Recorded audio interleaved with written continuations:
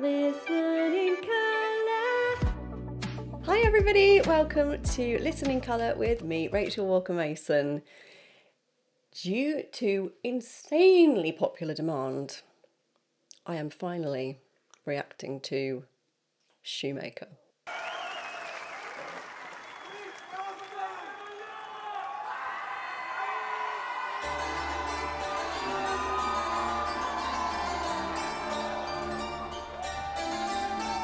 From human nature. Yes. Now you've been taught in for eternal earthrise and wonder. A saint sorry, I'm not calling it the end. Yours is the whole way out of heaven. The ship that's sailed home. Now you've been taught in for eternal earthrise and wonder.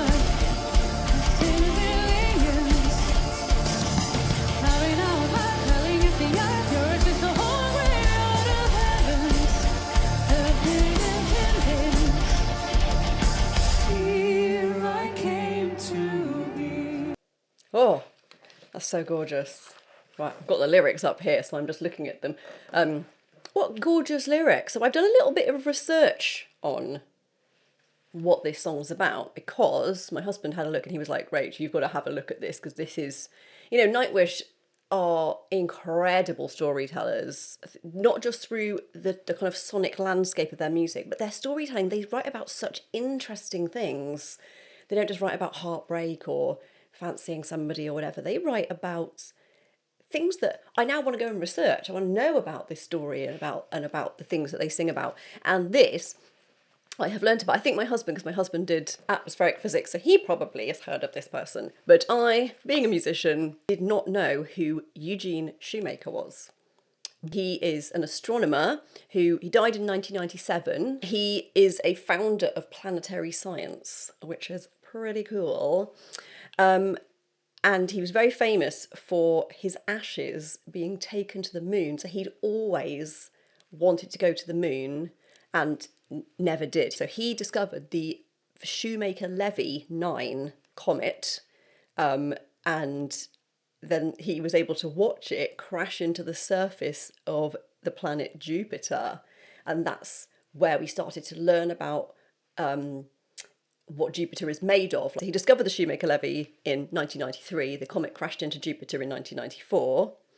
And he was always interested in impact craters. So that was his kind of thing. He liked knowing what, making an impact and which is pretty cool. I was saying to my husband, I was like, oh, he's an impact creator. And my husband was like, no, he's impact craters he's interested in. I was like, oh, it doesn't work quite as well for my analogy. But still, he still made a big impact. And then his colleagues decided as a kind of eternal tribute to him, which is so beautiful, to send his ashes to the moon. So he is the only person to have his ashes on a celestial body other than Earth, which is incredible, isn't it? What an incredible thing. So a lot of these gorgeous lyrics in Nightwish, I'm like, oh, they make sense. Now you've been tucked in for eternal Earthrise. Well, that's just a beautiful line anyway, if you didn't know the story, but he gets to watch the Earth, his ashes are watching the Earth rise from the moon. It's just stunning, like that every day. He's watching us from afar. There's something so beautiful and kind of magical about that. It's really moving, and that his colleagues chose to do that for him. They could have just not. They could have just gone, oh, well, he died and didn't get to go to the moon. But the fact they did that, they honoured him in that way, it's just amazing. It just really is amazing. And then Nightwish have written this incredible song about him, just to honour him even more. So let's get back into it, because it's not, looking at the lyrics, I thought, oh, this will be quite gentle and more of a ballad. But no, Nightwish tend not to do the thing that you think they're going to do. They go an opposite direction musically. So it isn't this gentle ballad with loads of strings. It's got their fast drumming and this very interesting vocal line, which is quite kind of operatic in the way that Floor is moving so quickly. Because I've said before in some of my videos that she would, if you know, because I think she has done opera. She can sing anything basically, can't she? She feels to me like a coloratura operatic soprano, where you've got very high, flexible voice. You can flip between registers and things very, very quickly and accurately. So back when I used to sing opera, I could also do things like that. She's got a lot more power in her voice than I have in mine, but that flexibility, and it's such an interesting vocal line. And is it about reaching the earth to the moon? Is it reflecting that? It's a really unusual vocal line.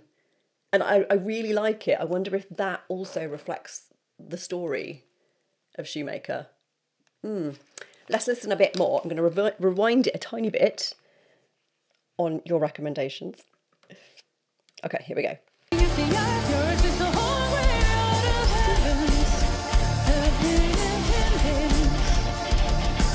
Here I came to be, you're reaching to the far, on the stellar sea, cutting little stars. Oh, they just put too much brilliant stuff in their songs, don't they? It's like too brilliant, so densely packed with brilliance in every musical way. And so here is this beautiful, beautiful little lines about you're with us, face of the night, singing through the morn for mankind. It's so beautiful. Like, what a lovely way to honour someone.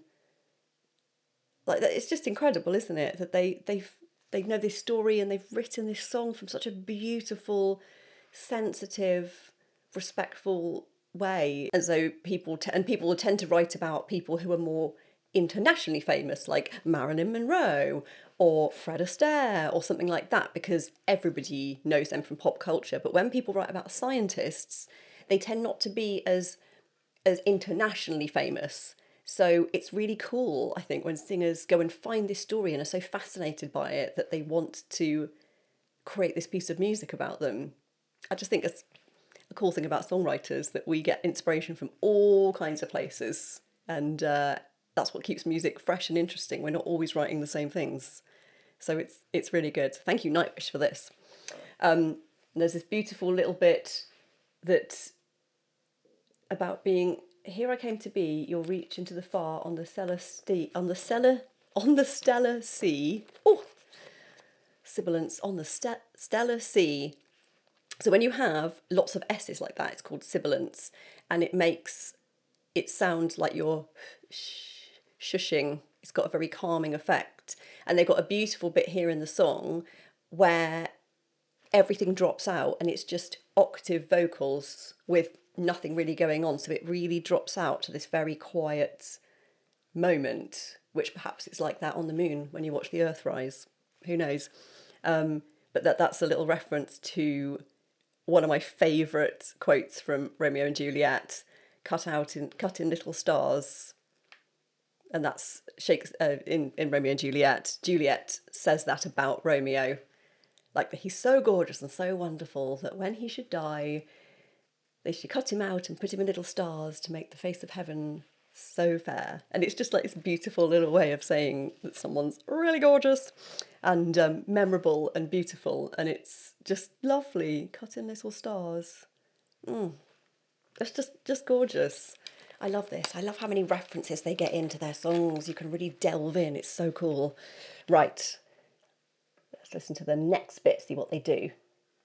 On the stellar sea, cutting little stars. Yeah.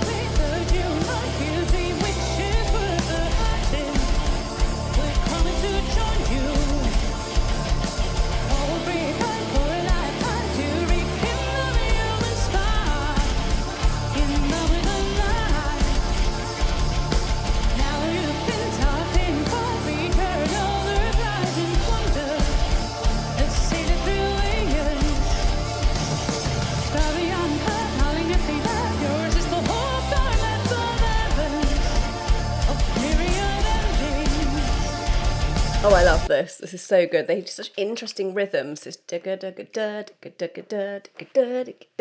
so they do this brilliant thing in quite a few. It reminds me of Dream Theater and Soundgarden and things where they can switch rhythms internally so quickly, and the way they write the melodies goes across that so neatly, as if it doesn't change time signature at all. It's just so beautiful, and you've got this lovely vocal back in, which is such an unusual melody, and it does remind me a little bit of some of Mozart's kind of quirky kind of operatic bits. So Queen of the Night, that kind of thing. It's broken like that. It's hard to be able to sing fast in such a flexible way, and she's hitting every single note up and down. Like usually people would miss a couple of them or a couple would be out of tune, but no, she's hitting every single one. She just this woman is incredible. And then it's the big drums have come back in, it's all filling out, and it's just such a lovely contrast to the section before with just the octave vocals and nothing. It's just lovely. It's really so clever. We've only been listening for a couple of minutes, and it's already done like three different vocal and musical landscapes. And maybe that's reflective of the Earth and the Moon having different landscapes and being different places from each other. Yeah. What do you think? Do you think that's what they're representing here, or they just thought it was a nice melody? I'm sure someone will know because you lot are the smartest. The whole silence of heavens, a myriad endings. Here I came to be. You're reaching to the far on the stellar sea, cutting little stars. Beautiful. Yeah.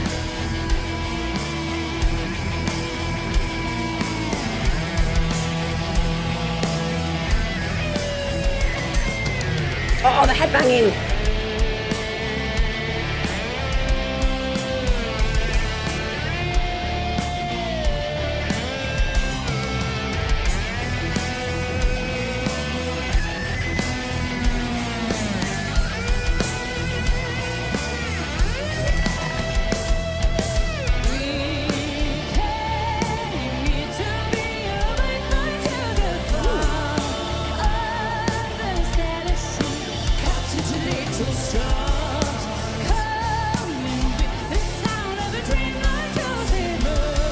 Wow, this bit sounds a little bit like a sea shanty. Just the rhythm she's going.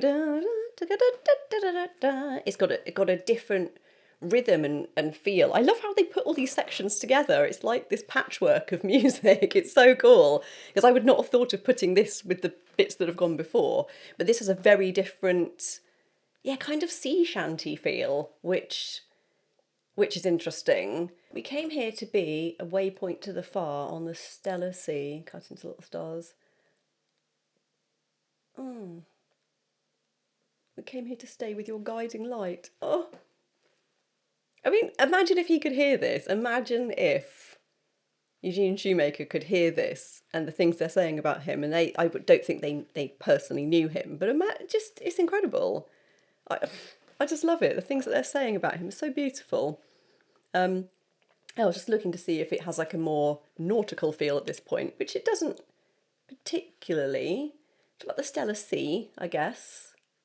And stellar means star, so the kind of maybe that's where the kind of nautical feel comes in here, or maybe I'm misreading it and it's not a particular sea shanty kind of rhythm at all. I'm sure someone will tell me that I'm wrong, but that's just how it feels to me. It's got the rhythm changes and the feel, and it's got a different drive to it. That's really interesting. If you know why they did this bit here, please tell me, because I'm always very interested in why. And I love this mention. Oh, this is beautiful, these lyrics. Oh, stars calling with the sound of a dreamlike dulcimer. Oh, that is so beautiful. So a dreamlike dulcimer. So a dulcimer is a kind of old-fashioned. It's sort of like a guitar, but not really. It's a kind of plucked string instrument that can sound a bit medieval. They use it in Celtic music quite often. Yeah, there's a few different kinds of dulcimers, but they have a very fine kind of plucked sound, kind of like a banjo, but not really, like a warmer sound than that. And that's just such a lovely line. Little stars calling with the sound of a dreamlike dulcimer. That's beautiful. That image of it being not like a harp or anything, just these very like ding, ding, ding kind of sounds. Like, I guess how the stars would sound. I don't know. It's beautiful. It's just a lovely mention of, and I love it when people put physical things into a song because you can see them in your mind. Like I can like see a dulcimer in my mind, and like the landscape is this dark sky with these beautiful stars. It's just lovely when people kind of, when writers put these little bits in, these little drops in, that just pulls it into your reality, pulls it into your mind, and you can see it in your own mind's eye. It's amazing. That's a beautiful mention of a dulcimer. Mm.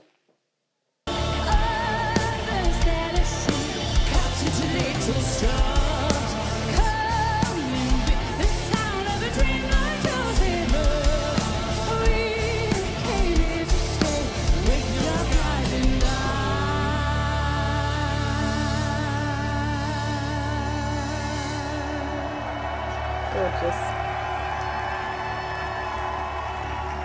Oh, is that the end? No? Oh, there's more to go.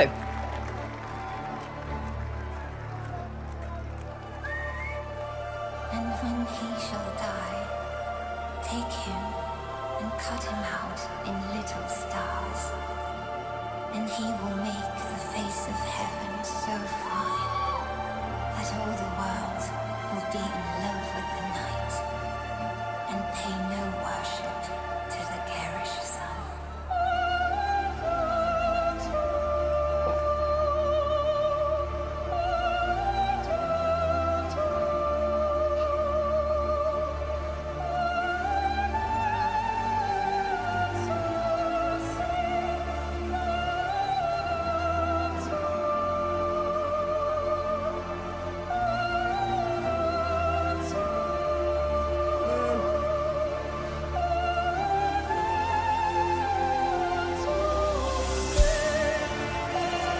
I don't want to pause it because it's so good.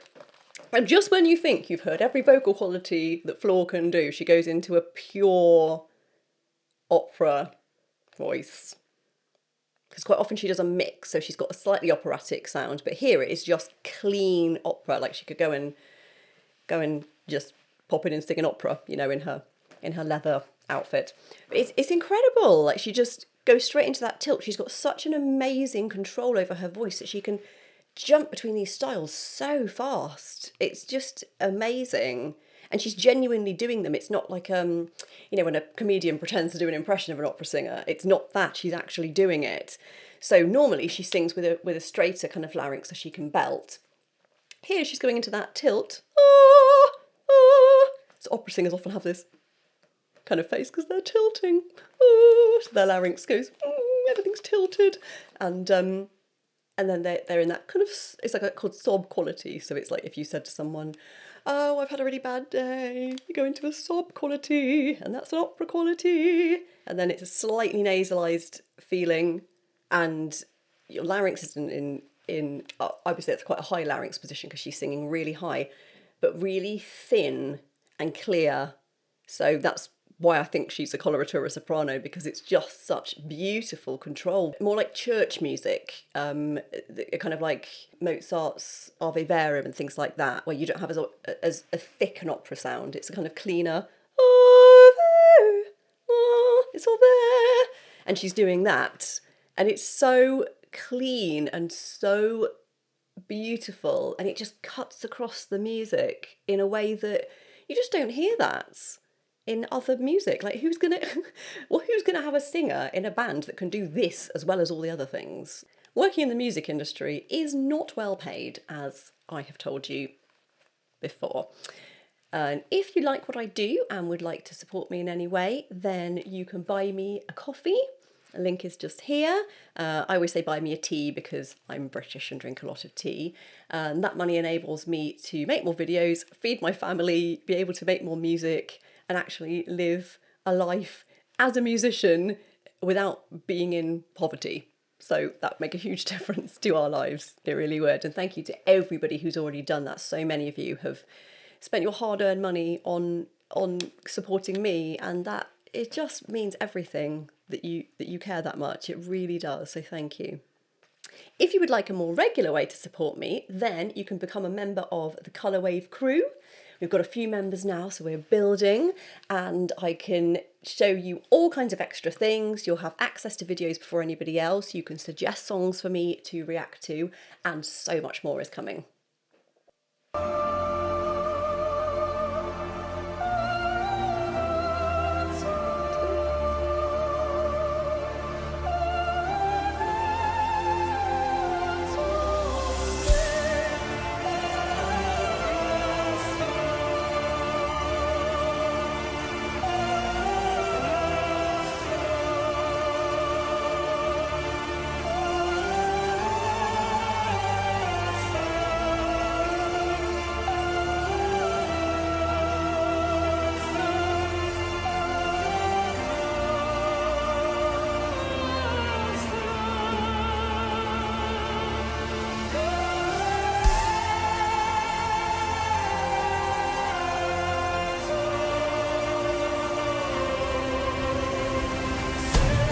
Oh, yes.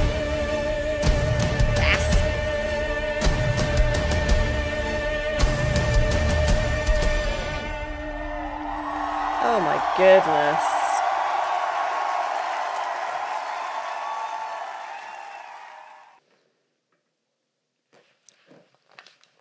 Oh my goodness. I mean, you lot, you lovely lot who have repeatedly asked me to do Shoemaker, you were absolutely right. Sometimes I look at your comments and I'm like, how good can a song be? And then there's this, and wow.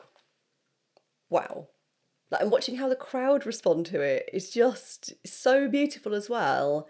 Just watching them really get involved, and it's a piece of this bit is opera. Like, most people don't get that excited about opera anymore, but they're just getting really excited, and I love that. It's so beautiful. What a gorgeous tribute song to someone who did something amazing, and it's just kind of run out of words. Like, what else do you say about Nightwish other than they're epic and so talented, and everything they do in each song doesn't feel overblown. They really think about, okay, would we need a solo instrument here? Would we need this? They really serve the song. It's not all about, well, I need a solo in this song. You very much get the feeling that they're a unit, and what they do as performers is serve the song. So it makes the song really good. It's not like, this one has my 15-minute solo in it and I should do this here. And it really feels like each song is a little work of art that's been really nicely packaged. And it gives like the right highlights to it. No one's pulling focus. We often say that in theatre.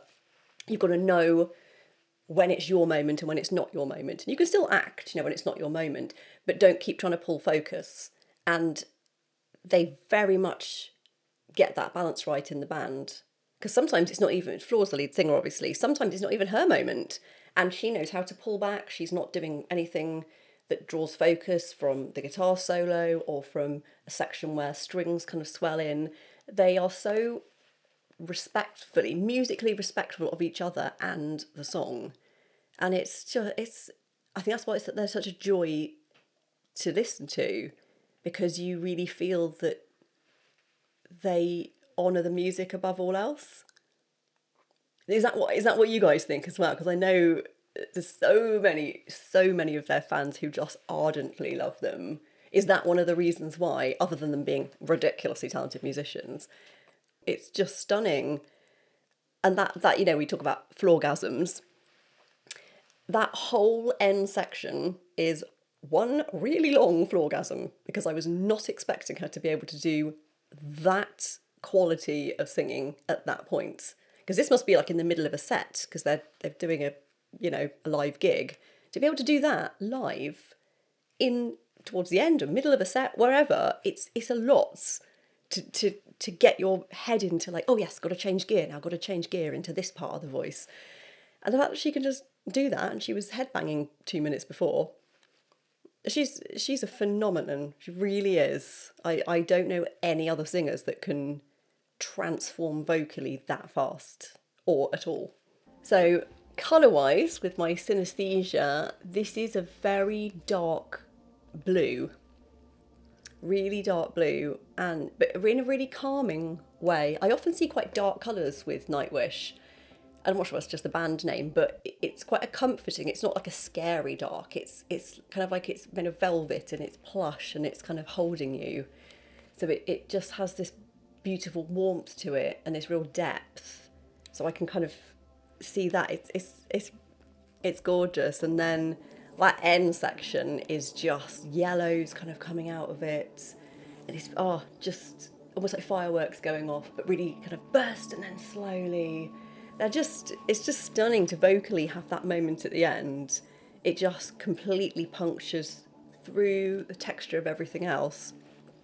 It just visually, my mind just goes crazy with that because it's just such a different quality. It's gorgeous. So yeah, I see a lot of colours with Nightwish. It's a very colourful band. Please remember to like, subscribe, share and comment. I love your comments. I read every single one. And remember to have a colourful day.